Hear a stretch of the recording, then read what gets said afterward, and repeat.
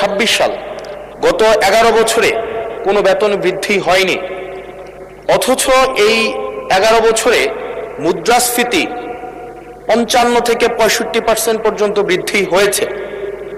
মাননীয় মন্ত্রী মহোদয়ের কাছে প্রশ্ন, এই 14,50,891টি যে পরিবার রয়েছে, প্রথম শ্রেণী থেকে চতুর্থ শ্রেণী কর্মকর্তা এবং কর্মচারীদের সরকারি তাদের বেতন বৃদ্ধির জন্য, যদি এটি আপনার মন্ত্রণালয়ের না, আপনারা অর্থ মন্ত্রণালয়ে তাদের বেতন বৃদ্ধির জন্য কোনো প্রস্তাব পাঠাবেন কিনা, এবং এই নিয়ে বর্তমানে আপনাদের প্রণীত যে নীতিটি রয়েছে সেটি আমরা জানতে চাচ্ছি।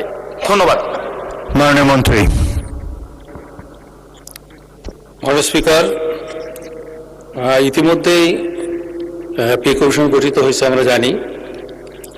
তো বিষয়টি অর্থ মন্ত্রণালয়ের আওতাধীন, আর এই বিষয়ে যদি পৃথক নোটিশ দেওয়া হয় তাহলে এই বিষয়ে বিস্তারিত মহান জাতীয় সংসদে মাননীয় সদস্যের উত্তরের জন্য